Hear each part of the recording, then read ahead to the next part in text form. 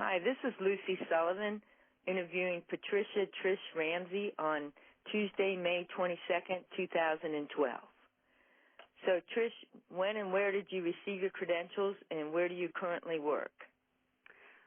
Well, I received my REGT in 1971. I was working at Barrow Neurological Institute at St. Joseph's Hospital in Phoenix, Arizona at the time. My name at the time was Patricia Sue Spieth, S-P-I-E-T-H. That was my maiden name. And I've not been working in EEG now for quite some time. I actually am an education director for the Melissa Institute for Violence Prevention and Treatment, which is a nonprofit that works with research-based information about violence prevention to educate the community and the general public on the things we can do to stay safe. What drew you to EEG and diagnostics? It was completely an accident.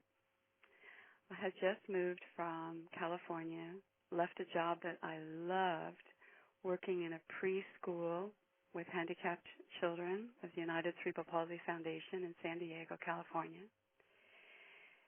And I'd also worked with teenagers. I was young and energetic, and I used to take teenagers to the beach and to go kite flying and to museums long before there were wheelchair ramps and equal access, equal opportunities. So when I first came to Phoenix, I was from Phoenix, and I thought I would go back to college and finish a degree, so I wanted to have a job that would let me do that. So I went to the hospital, and I applied for a mailroom clerk job. And in those days, they interviewed everybody. And during the interview, when I spoke about having worked at this preschool and working with the teenagers, now they call them human resource workers, but the personnel director sent me up to meet a lady who was looking for a trainee for EEG technology. And it was an 18-month training program. It was, at the time, the longest one in the United States. I looked at these colorful electrodes and said the question everybody does, do you have to memorize the colors? And I was told I would have to meet with a Dr. White and a Dr. Green. It all sounded kind of surreal. Who would think there would be these colorful names of doctors? And the lady who interviewed me was Dorothea Brittenham. And that was just a huge turning point in my life. Go ahead. Was this a popular specialty when you were starting your career? It's still very, very new in terms of being organized. If you consider that I started in August of 1969, and I believe the end of September, maybe the beginning of October, was the 10th national meeting of ACIT in San Diego, California. So I ended up, it was kind of sad for me because everybody was going to get to go to San Diego where I had just come from. But I ended up having to run EEGs finally by myself after less than 2 months of training, which was pretty scary, while the staff all went to San Diego in shifts. Like half of the staff went, and then they came back and the other half went. So it was still relatively new. But I wanted to mention something back about what drew me to EEG was it was so exciting to learn so much about what I'd already seen. I had worked with these children that it wasn't just cerebral palsy. There was spina bifida, there was hydrocephalus, there was seizures and epilepsy. There was all kinds of things that I had seen in children and young people, and to get to learn something about how the brain was working, the neurology of it, the anatomy, the physiology, was all very exciting. And I think it was really helpful to me because I had a picture of what was going on for the human side of it, and then I was learning the more academic part of it. Great. Who were your early mentors? Well, Dorothea Brittenham was the one who hired me and became a lifetime mentor to me, but not at first. Dorothea was very hard to get to know at first, and at the time when I started, she was a very prim and proper lady and very kind of harsh because she had been raised in Germany. She was actually born in the United States, and her parents were from Germany, and they had returned to Germany. So she had lived through World War II, and it took a while for us to become good friends. And when we did, we were very good friends. But the two people who really physically trained me in terms of the everyday, how to apply electrodes, how to select montages, how to treat patients and be helpful, was Karen Peterson, who still lives then let's see, I forgot what her name was. Anyway, I know it's Karen Peterson now, and Bev Martin. And Bev Martin went on to leave that Barrel Neurological Institute, went over to Good Samaritan Hospital, and at that point, she started training, and she trained somebody named Kathy, and I can't remember her last name, but you know her as Kathy Bell. Oh, yeah. Yeah. Mhm. So Kathy and I have had this long connection through the person who really gave us hands-on kind of the training and the helpfulness, and she was a great technician in terms of technical troubleshooting and just working with patients. She really showed how you could work with them, not just in a detached way, but in a really involved way as well. Okay. What were your earliest career influences? Earliest career influences. Well, when I passed the boards, my friend Kathy Gunnell and I passed the boards at the same time. We started training within a month or so of each other. When we passed our boards, which actually were held at BNI, at the Barrel Neurological Institute, in 1971, we were so lucky that we got to take our tests right there in our labs because we had 6 functioning laboratories, which was considered very large in those days. Because we passed our boards, we had been invited to present at the first, what did they call it then? Your education seminars? What it was called then. It was the first time Nina Kagawa was in charge of setting up this first education seminar that would then be attached to the national meeting that had never taken place before. And Kathy and I were invited to do one of the talks, and we did it on artifact. So because of that, then we got special time to go work on some special projects, and I was doing eye artifact, and Kathy was doing muscle artifact. So between us, we started doing all these extra electrodes and extra things, and it was so exciting. I mean, it's just like the kind of thing you dream. And we both said at that point in our career, which we didn't see it as a career yet, it was still a job, but at that point, we began to just absorb everything like sponges. It was a very exciting time. After passing the boards and after studying so intensely to pass those boards, I noticed that every time I heard something or read something, I could remember it. And it fit in with what I knew about education, because that's where I had started, was when you build a strong foundation of information, then you just keep stacking onto it like a great big pyramid. And that was probably where we began to see, oh, this is a career.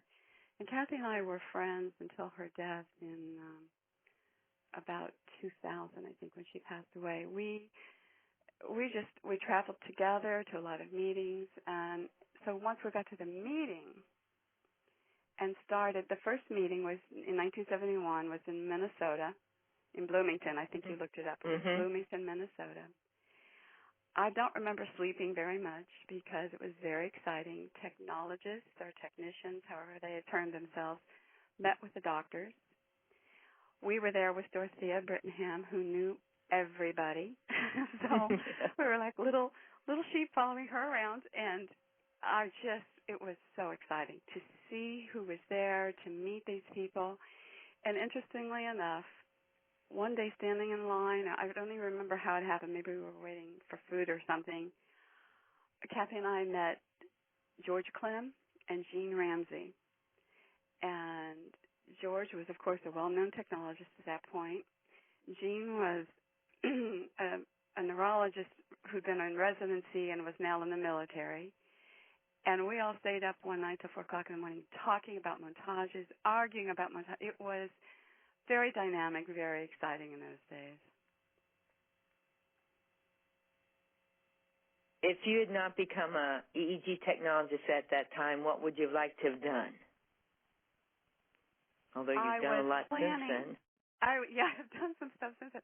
I actually was planning to go back to Arizona State University, finish a degree that I had started in special education, which at that time it wasn't offered as a bachelor's. You had to go for a master's. So I had 3 more years. I was going to go back and do that. So I probably would have been still working with individuals who had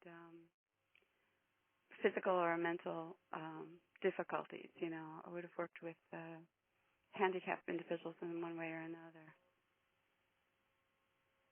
Why do you think this field took off when and how it did?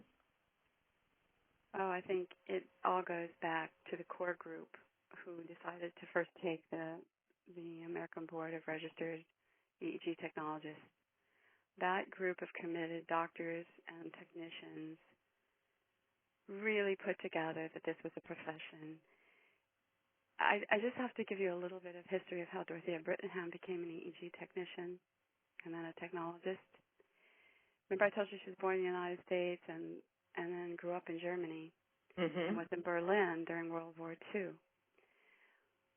And because of that, she would never wait in line to go to a movie.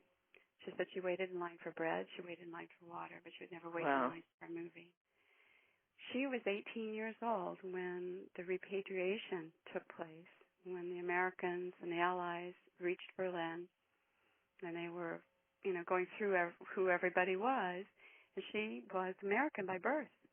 So they got her American passport, and I think she reached New York with $42 in her pocket, which would have been a reasonable amount of money maybe in that day, but that's all she had, all by herself, and came to be a housekeeper for Fred and Erna Gibbs. Oh, I never knew that. And I'm certain that they saw that spark of intelligence because she was amazingly intelligent. She had a photographic memory. She learned to speak 2 languages fluently, probably a third if I didn't even know about maybe, but they taught her. So she was a very early technician and worked in Chicago as an EEG technician. And when they were I guess the opportunity came, and I'm not sure how it happened. Oh, I imagine the neurosurgeon probably contacted the Gibbses because the Gibbses were at that time, I think, the only real major training group in EEG back in the early 50s or the late 40s. And it's even hard to talk about that far back, isn't it? And Dr. John Green had done his surgical fellowship at Montreal Neurological Institute and was one of the early American neurosurgeons to do temporal lobectomies. That's where he learned to do temporal lobectomy and corticography. So when he moved to Phoenix, Arizona, he was working at what was the state mental hospital at the time, and he brought Dorothea with him. He hired Dorothea into Phoenix. And I think of that all the time about how brave she was to leave something that she was so comfortable and knew where she was and everything, and to come all the way to Arizona, because I can tell you in the 1950s, Arizona was a lot of desert. And they started their practice, the neurosurgery and the EEGs, in a state mental institution. And she told a story once about one of the patients that she had performed her EEG on, and he knifed someone after leaving her laboratory. So it says a lot about her commanding performance, her ability to command, that she was in charge of the lab. But when he left that and wasn't getting that kind of care, he burst out and hurt someone. So I think it's very interesting that neurosurgery actually they were working then in trying to improve people who were violent. So I jumped around from there. I'm so sorry. Oh, no, it's really interesting. But when it took off, that would have been in the early 1950s, maybe mid-1950s. And then they both ended up working over at St. Joseph's Hospital, which at that time was run by the Sisters of Mercy. So it was a Catholic hospital. And I guess as part of the philosophy was helping others, Dr. Green became a surgeon there, and Dorothea was his EEG technician at that time. She wanted to know more, and she used to do corticographies with him. So he did very, very early corticographies. Mm-hmm. And she said there would be 2 Model 6 instruments put together so that they could record 16 channels in those days. Or Model 3, I go back, sorry. 2 Model 3s put together in surgery so that they could record 16 channels at a time. And she wanted to know more, so she started taking classes out at Arizona State University. At night, she took an electronics class, and that was actually how she met her husband. He was also in the electronics class. And it shows you that the early workers in EEG technology took what was given to them and then made more out of it. They were intellectually hungry and very, very determined and had ambition in all the right directions, I think. So when you talk about how it took off, I think before it was only the doctors' meeting, and they started bringing their technicians with them. And as the technicians met each other, and I'm sure there's people who could speak to this better than I can, but as the technicians met one another, which there wouldn't have been a lot of them, they began to see they wanted to have their own kind of organization. So somebody from the doctors group, which I never can remember the name now, but when it was AEGS, probably still has the history of the first meeting where the technologists became their own, which was in 1959, right? Correct. Yeah, it was chartered in 1959. So that particular group, those charter members, really, really were the ones who helped it start to take off. At the time when I was in training, which was in 1969, so 10 years later, there were very few formal schools. Dorothea had set up a formal school. Dr. John Knott had one, of course, at Iowa State University. Dr. Henry, of course, at Cleveland Clinic. And I'm really hard-pressed to think of who else had a formal school. I think that Dr. Joe Wilder eventually started one in Florida at Gainesville. And there were other small training programs, but the ones that really gave out certificates and made you do certain things. I mean, in my training, the things that I loved about it was, besides learning all the electrodes, I think I learned the electrodes and the first 2 montages in a week. So it was pretty fast. My brain was clicking in those days. I didn't know what I was doing, but I knew how to put on electrodes and I knew how to punch in these buttons, and that was it. I didn't really know. I could not really read EEGs for, I'd say, 2.5 or 3 months. I just didn't get it. And part of it was, in those days, they didn't break down the waveform for you. They just said, count these peaks, and this is this, and this is this. And it took a while. As I learned more, I began to see ways to break it down. So when I trained somebody, I felt like I was able to show them the breakdown of a sine wave and the paper speed, what it really meant. Like this isn't, this is 30 millimeters. It's also called 3 centimeters. You remember, metric system was not something that we were very familiar with in the late 60s and early 70s. Only in medicine and maybe in chemistry was metric system even used.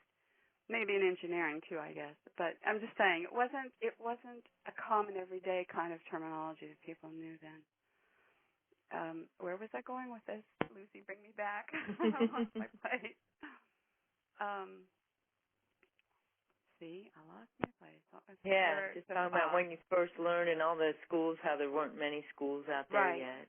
And but Dorothea had established one. Dorothea had one. Bickford was doing, Reginald Bickford was doing research, and they learned a lot of EEG with him as well. So Tom Billinger and Lee Berger, at the time, now Lee Somerville, were there. I met all these people. That's the other thing, is going to meetings. At that time, it was a small community. Anybody who was really doing anything, you got to know them. Faye Tyner, Lila Snodgrass. I'm trying to think of I was trying to remember everybody who examined me, because everybody who examined me, over the years, I got to know them really well. It was really exciting to do that. There's very few fields that you start out as a student and you end up as a peer. But it happens in medicine and it happens in education. I was thinking Dr. Sam Little and Theda Sanet examined me for clinical. George Clem and Dick Harner, Dr. Dick Harner, examined me for technical and scared the bejesus out of me. I remember they asked me 2 questions that I knew the answer to, and I saw them look at each other, and this was late in the day. I saw them look at each other, and they started asking me questions that I was totally unprepared for. And, of course, I went thinking I'd failed technical. I thought, oh, my God. But what it was is I was really well prepared. Dorothea had really prepared as well. We'd taken electronics. We'd taken all this stuff. And they were just playing with me, and I didn't know it. I bet, yeah. And one of the things that happened at the time is, and Dr. Henry was my examiner for record review, which, can also scare you to death, but he was very, very sweet. And I've actually forgotten who my clinical, when the practicum, I'm trying to think, it seems to me, I've just forgotten his name right now. It'll come to me. I know who it was, and you would know who it was. There was a psychiatrist who became Abbott board director at one time.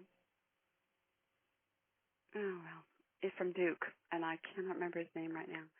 Oh, that's terribly embarrassing. Anyway, we did because Dorothea had strong relationships with European technologists as well, because of having grown up in Germany. She also did something that most people didn't do. We had the average. We used the average electrode, which of course now I think is pretty standard way EEGs are performed, isn't it? See, I don't even know how EEGs are, but I think you have computerized averages now.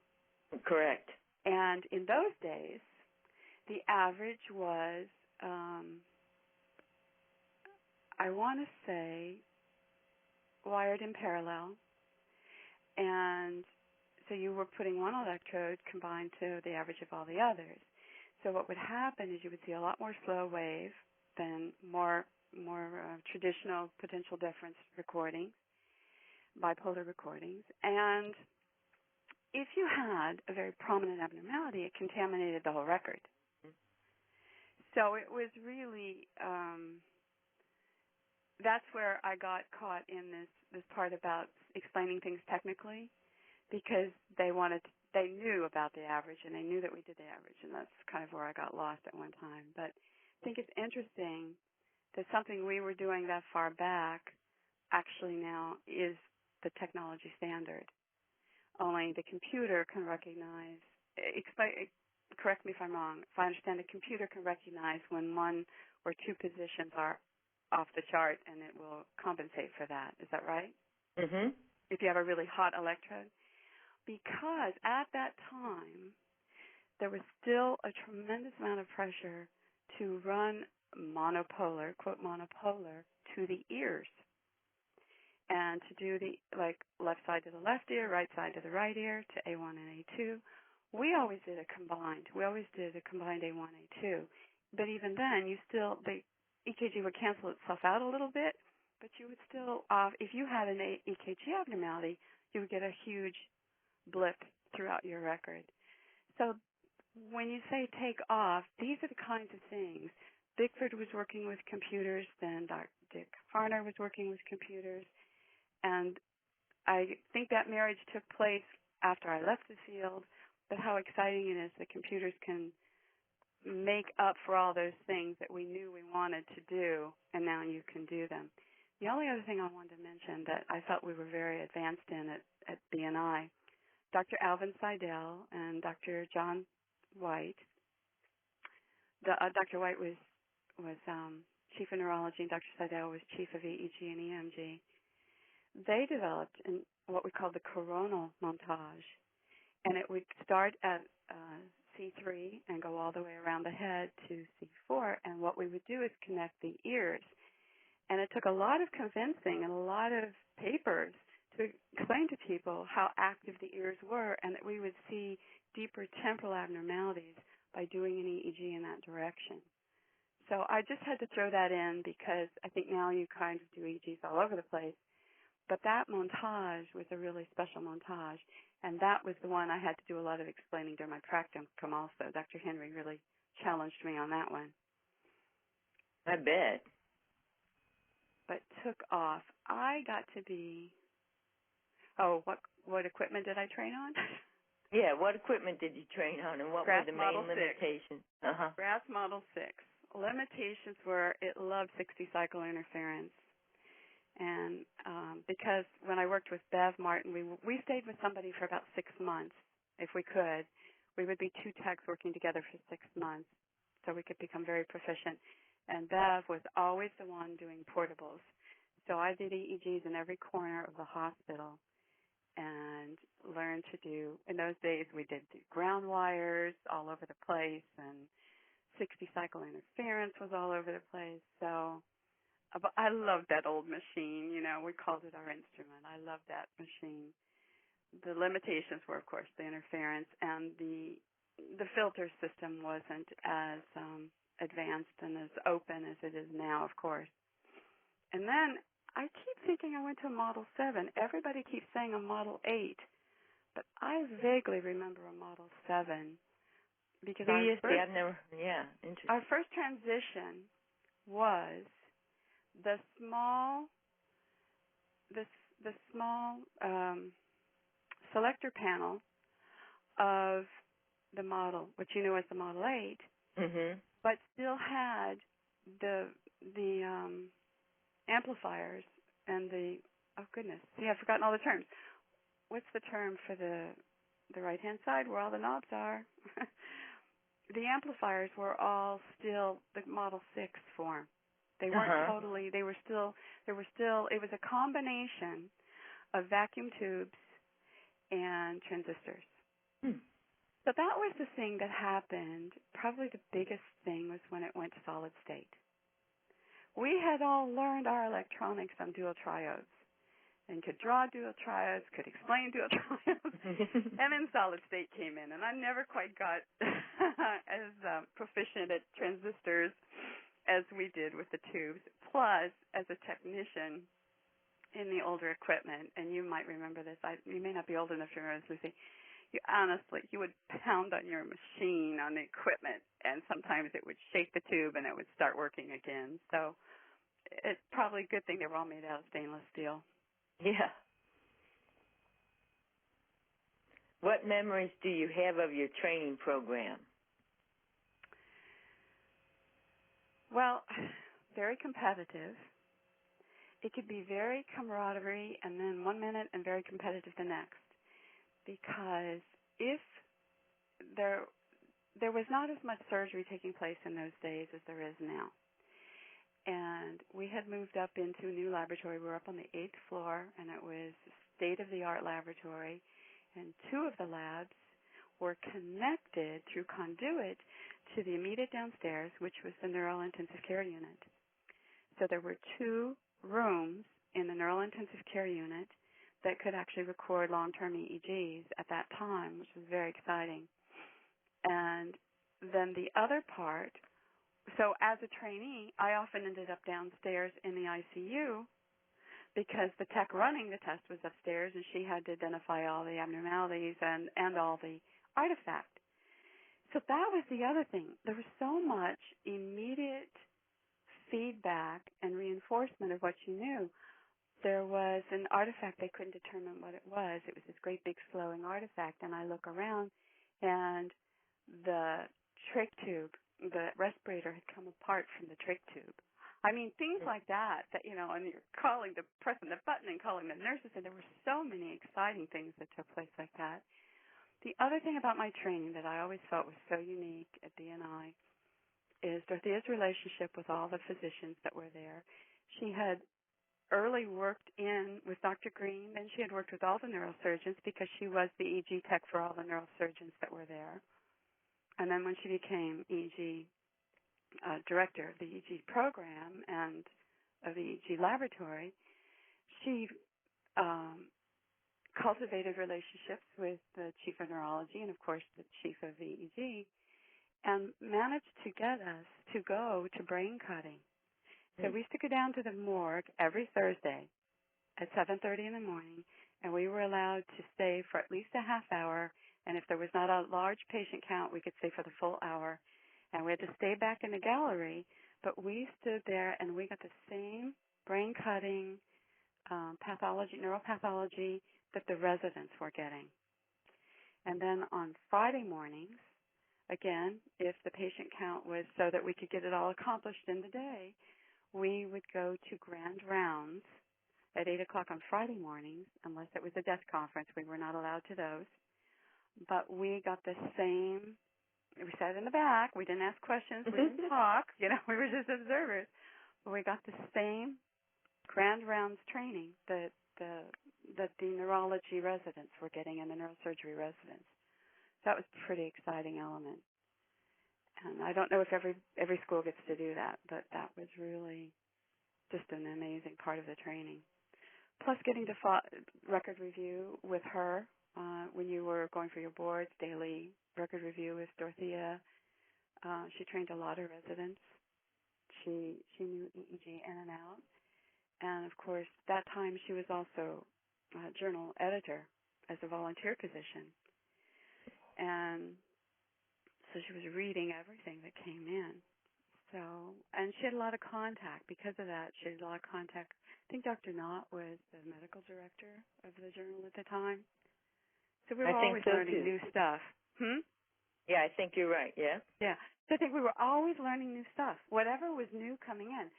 She was an examiner, so she was always going to examine. So anytime the group of examiners got together and talked about stuff, she brought that back to us. So it was there, and we had to do some of our own presentations. If we had an interesting record, we were to look it up, we were to find references, and we were to present it to the group of techs. So it was always ongoing learning. It wasn't just you do your job. It was always, always, always keep learning. What are the main ways in which the field has changed over your career? Well, it kept going long after me. Yeah. Just about the time that I was here in Miami, and I was running the EEG technology program at Miami-Dade. When it was Miami-Dade Community College, I was the chairperson for the program there. Evoked Potentials was reaching everyday use. It was coming into more common use. And when it started here in Miami, doctors were actually performing the Evoked Potentials. And I actually I would love to have learned it, and I know, of course, it's an important part of EEG technology now, or electroneural diagnostics now. I did not get fully involved in learning Evoked Potentials. I understood the concept. I saw the equipment. I understood the beginnings of what you had to do with it, but I was not in a position. I wasn't in a clinical position, so I wasn't doing the ongoing learning and practicing it like I wish I had been doing. But I did direct my students to it. So I kind of left the field right about the time when that was becoming a technician job. But I had the great experience of knowing, goodness gracious, was it Jim Stockman? Or Stockton. Yeah. Dr. Stockton. I think it was Dr. Stockton that had done the seminal papers on evoked potentials. And if ever you put together a listing of seminal articles, that really changed the field, his 2 parts would have been one of them. Some others I can think of just right off the bat, but because my brain works like Skip to the Loo, we have to go there now. Marian Menzel's professional profile, I gave that to every student about how you should behave yourself. Maria, is it Huber? I can't remember everybody's last name. Maria Huber from Switzerland, patient management, still would be an excellent article. Marv Sam's writings on photostimulation was seminal, as was, I never knew Dr. Silverman. He passed away just before I started, but Dr. Silverman and Theta's presentation on the 1020 system. Interestingly about that, though, at BNI, we did the 1020 system. We just measured differently. We kind of did a shorter version of it. And so what was so wonderful about the 1020 system, because that was just coming into wide practice also, I guess, when I first started, was that there was more than one way. As long as you came out with these percentages, you could put that measuring tape around the head in different directions, and still get an accurate 1020. I think that was a phenomenal leap in terms. You there? Yeah, I'm right here. Okay. Yeah. I think it was a phenomenal leap in growth of EEG as a field. That standardization of electrodes, because at one point we took in a technologist from Pam Paglioni's program in London from the Hospital for Children on Great Ormond Street, and his technologist at the time, Judy Simpson, came to work with Dorothea and showed us he had his own electrode system. So it was kind of interesting. She had to learn the 1020 system, but she did a demonstration to show us, and they put on different electrodes, different positions. It was really fascinating. So I think the standardization of electrodes was a real important growth element of EEG technology as well. And I just want to mention that Judy Simpson eventually became Judy O'Brien and has been my lifetime friend over in London since I met her in 1972. That's great. So that's the other thing about EEG. I knew people all over the nation at one time. It was very exciting. And we didn't have email, and we didn't have texting, and we didn't have cell phones. We had to write letters. It was very difficult. So I'm sorry, I go astray. No, it's great. So we kind of already talked, but if you want to add any more about the next question, it says, how has scientific knowledge changed the field, and what do you think were the big breakthroughs? The big breakthroughs. Well, yeah, I did kind of mention. Looking back, and like I said, before my time, I'm sure it was when they decided to standardize the 1020 system and make it international. I mean, it is really hard for you today to understand how separatist our continents still were, because now everything is global, and it's hard to understand that Dorothea's approach to staying in touch with Europe was important in that day, because a lot of people didn't. In fact, the very first time we wanted to have, we can talk about this later, but an OSIP meeting, nobody wanted to do it except me.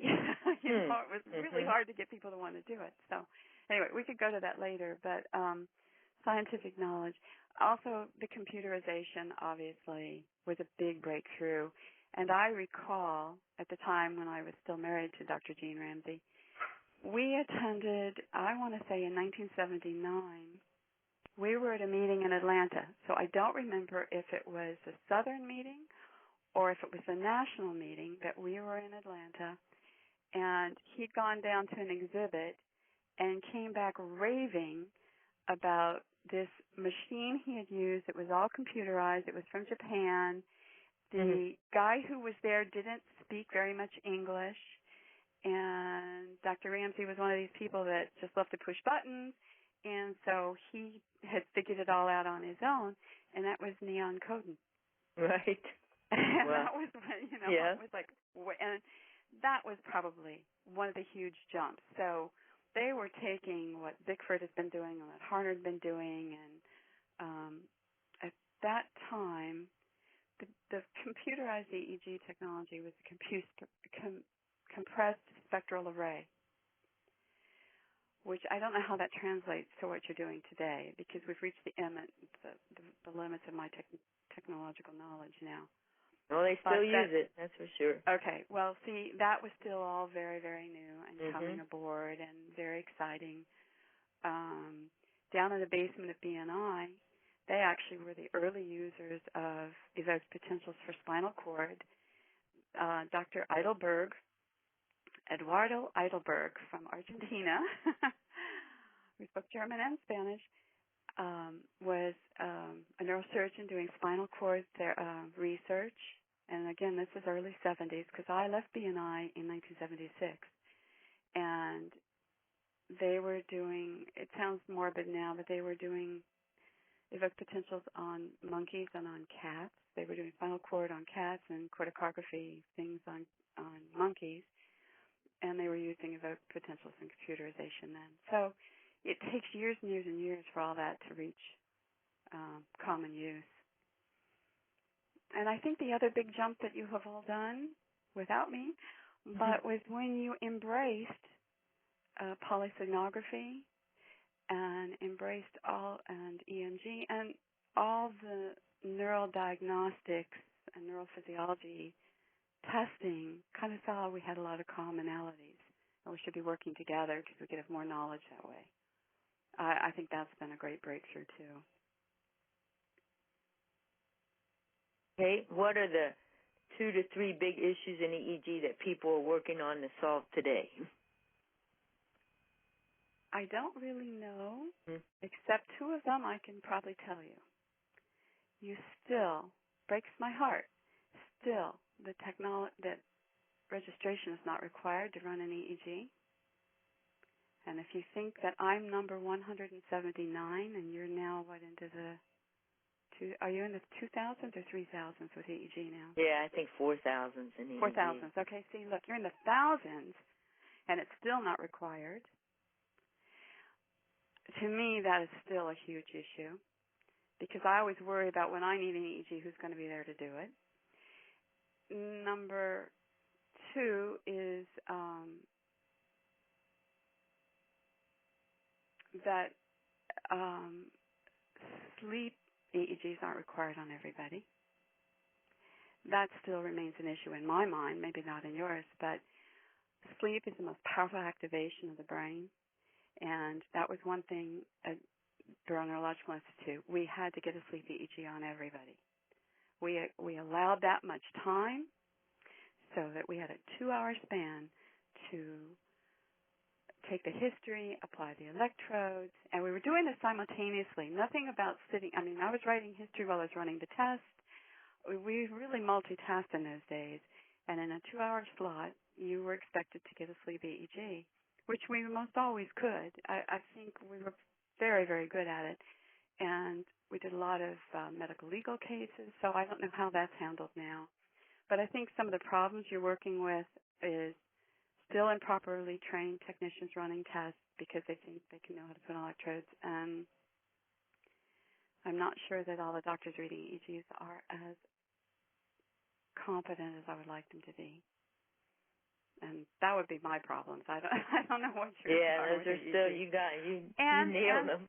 And that you do not have, every state doesn't have an accredited EEG program. It's insane.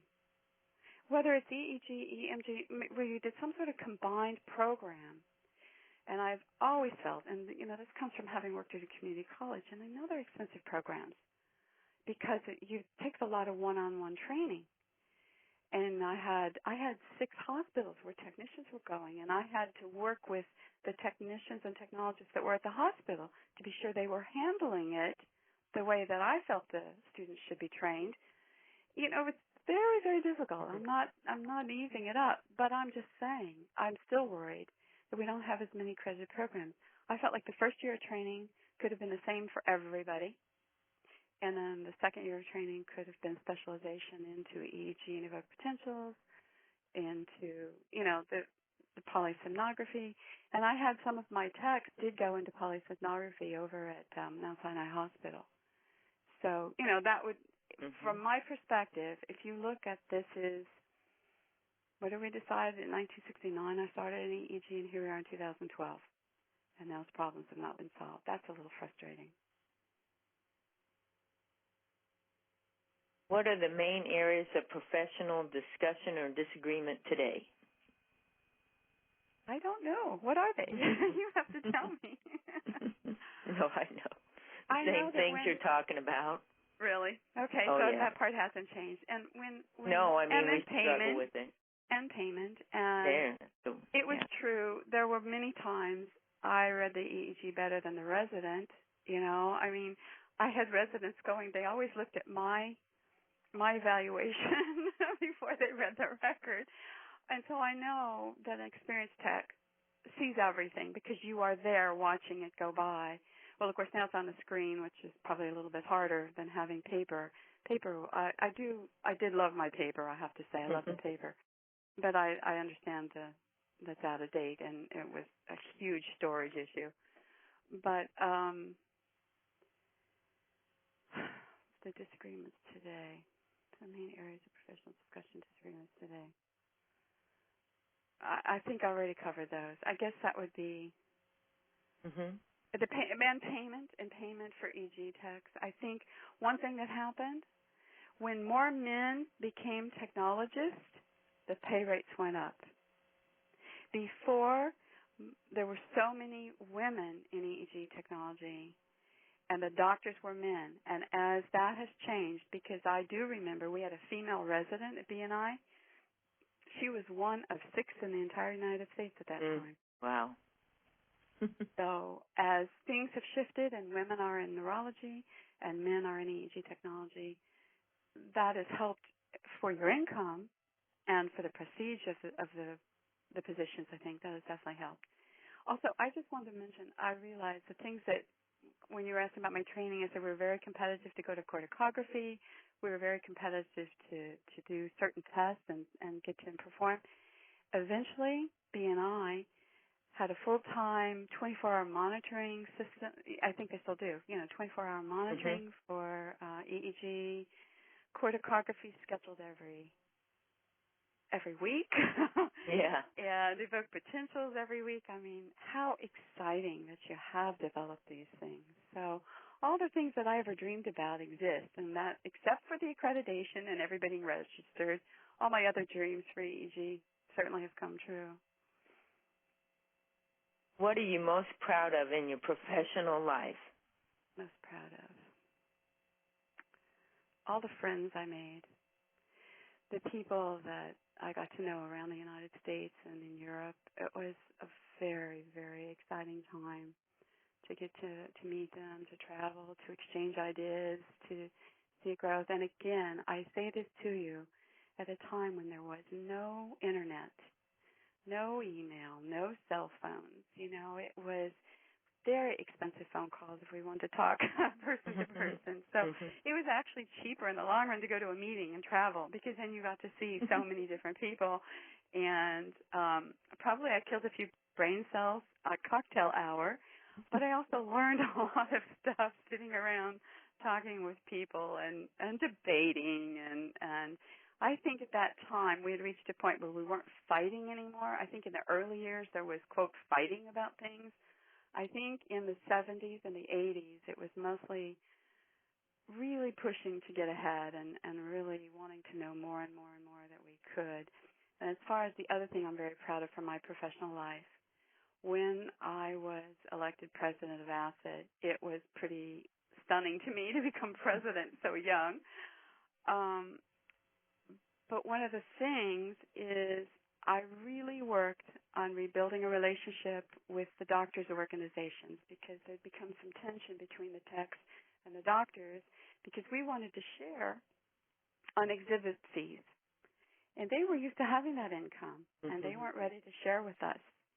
And while I'm very sad that the meetings are now so totally separate, it ends up being economically feasible for both of you, but I think something has been lost in the professional exchange.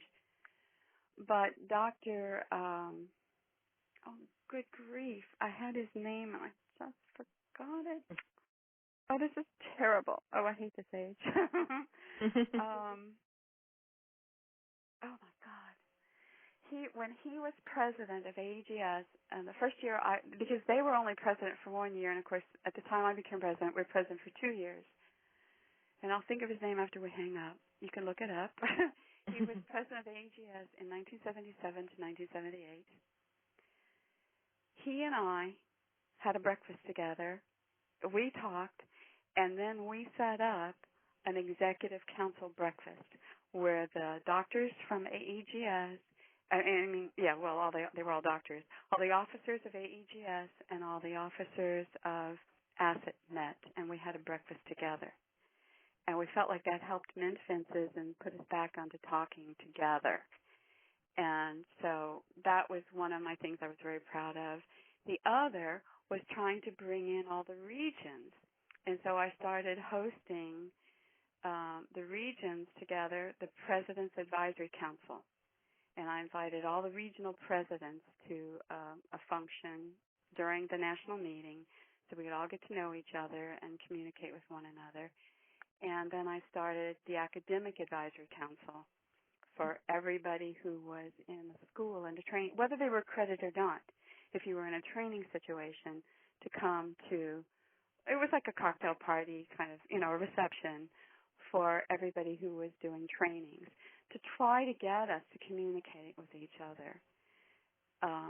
It was an exciting time, and again, no internet, no email, no cell phones. We were doing this all with phone calls and letters, and meetings were our time to see each other and communicate. So those would be the last part of that was most exciting is I had an international orientation. I had actually taken a year off of EEG or 9 months off of EEG and traveled over in Europe and the Middle East. And when it came time to go to the OSIT meeting, I'd actually gone to the first OSIT meeting. Before it was OSIT, I'd gone to it in Amsterdam, and I was totally unprepared. I had missed the meeting where I became president because I was pregnant. I was about to deliver. And so now I'm taking my 8-week-old baby with me over to Amsterdam to go to this pre-OSIT meeting. And I didn't understand about proxies. I mean, I was 30 years old and kind of naive about a lot. I didn't understand about proxy votes. So the United States didn't have very much of a vote when it came to saying things. But by the time we went to the next OSIT meeting, which I think was in 1979, when Mary Jo Martin and I forget who all went to Birmingham, England, I was ready. Oh, George Clem, I think, was there too. Because he looked over at me and says, boy, you're prepared now. I had like a proxy vote from every board of director, so that I could vote on issues that the United States had to speak. And we were supposed to host the next OSIT conference in 1983. And unfortunately, I was leaving the presidency in 79, and then I was leaving the board would have been in 81, is that right? Because then you were on the board still for 2 years. And they were saying to me, they were saying Patty, they called me Patty, and if you say we should do that meeting, we'll do it. And I was like, I think we should, but I'm not going to stand here by myself. And that's my one big disappointment in my life. Professionally, I wish I'd said, yes, let's hold it in 1983 in Washington, D.C., because eventually they did. And so that's my one disappointment, that I didn't follow through with my dream at that time. But the dream came true anyway, so other people did it, and that's the exciting thing about having a dream. As long as it gets accomplished, to me that was the important thing. Where do you see the industry going? Industry in 10 years, yeah. Everybody be registered. Oh my God, please. I'm gonna be 75 in 10 years. I'm gonna need an EEG. I want a registered EEG technology, E&D technologist doing my tests. I want everybody registered. I want community colleges to see how important it is to start this as a program again, or the hospitals to take it on. So that would be my dream. In 10 years, I hope you all get that. What's the best piece of advice that you've ever received? Look for the simple solution first. It works in EEG when you were trying to figure out what was wrong on your equipment, what was wrong, you check your resistance. When you get a pop, you check your resistance on your electrodes first, and then you check your montaging. Now I don't know if you do montages because you're recording everything all the time, but you check your montage. Be sure you've selected it properly, because we did not use master switches. We always had to punch in our montages. That's why we knew them by heart. No master switches at BNI. And always questioning, is this real or is this artifact? And when you look for the simple solution, you start to work it out. I once gave a talk at Asset, and I said, all those lessons have helped me throughout life. When you're raising children and they're telling you something, you go, is this real or is this artifact? Is this the truth or is this a lie? Everything still carries over. So I think that would have been to always look for the simple solution, and to always realize a problem is a solution waiting to be found. A little bit of Star Trek, a little bit of EEG, all the same time there. No, that's great. And then the last two we kind of talk about, in the committee, but who else do you think I should talk to and things like that? I just remember Kathy's last name was Cross. Was it Kathy Bell was her maiden name and Cross is her married name? Which way is it? Correct. Cross is her married name. Okay, I knew her as Kathy Bell. Okay, no, she's Kathy Cross. Okay. See, delayed. That's okay, you got it. Is there anyone else in EEG? We've talked about a lot of the people. I was just realizing that the gal who trained me, Karen Peterson, is still in Phoenix. Okay. And she would be somebody who could even give, because she was like one of the first trainees that Dorothea had. Okay. And she went over to that first national meeting, and she could tell you, because you think, what was his name? Lord Gray? Is that right? Gray Walter? Gray Walters. Yeah, Lord Walters. Lord Gray Walters was still living then. She remembers waving to him. Oh. So she could tell you that. Okay. And the other person I got to thinking about is Rhonda. Oh, good grief. Oh, I can't remember last names. Rhonda, I believe, is now still the chief of EEG at Barrel Neurological Institute. I knew Rhonda when she was a secretary. And she went away, and then she came back and got trained.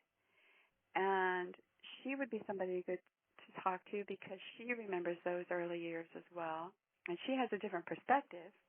She saw us, and then became an EEG technologist. And Steve, who is also there, and I believe he is probably in charge of the long-term monitoring or the surgical monitoring. He was among some of the last students that Dorothea trained. And so I think they would have some really good things to add about those later years as things were progressing. And then Joe Drzkowski, Drzkowski, who was a doctor. I know who he is. Yeah, right. He was the last group of students that I entered there at BNI, and I remember him as an EEG student coming in.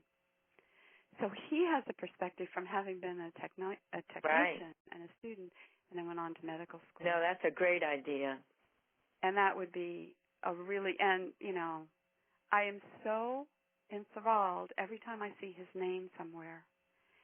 It's almost like giving birth. I go, oh my gosh, that was one of the last students that I helped select into that program before I left. And now he's gone on to become not only a neurologist, but a neurologist who read EEGs, No, he's a prominent epileptologist. Yeah, he speaks a lot. His first article he ever published was in Airjet. Yeah, wow. So he's interesting to talk to, you know. Yeah, he's and got then it he all. published a He's couple the full more. package. He is, and he's got the full package, and that would be fun. And who are the prominent elections of living who should be documented? Okay, well, we're talking about that. We've already talked about some of that. Is there anything else you want to add?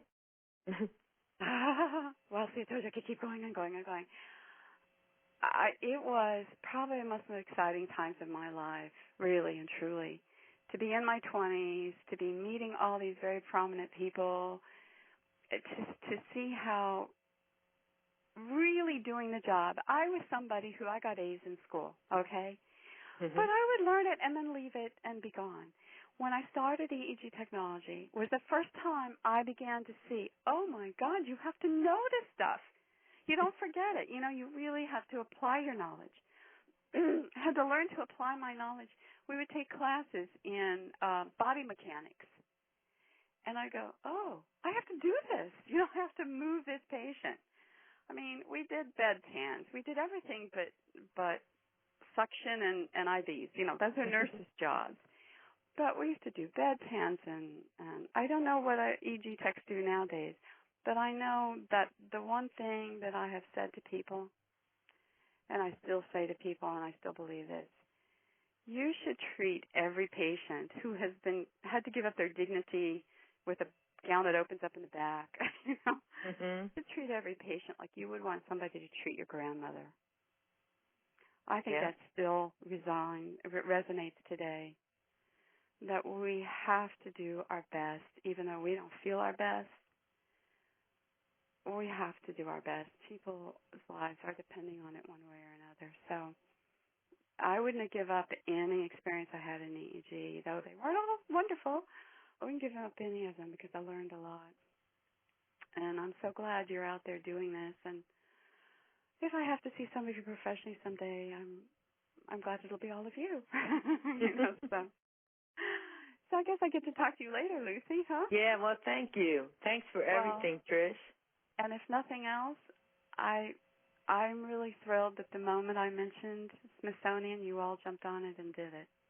Yeah, and I exactly. think it's going to be a great tribute to all the people who came before us. It is. We are standing on their shoulders. That's right. Well, thanks again, and I'll talk to you later. Give Pete my best. Will Pete do. my best. I remember him. Oh, he was so helpful in electronics and technical things. What an angel for a tech like me who was more clinical, you know? Yeah. I loved it. All right. No, it'd be great. Thank you. I'll talk to you later. Talk to you later. Okay. You too. Bye-bye.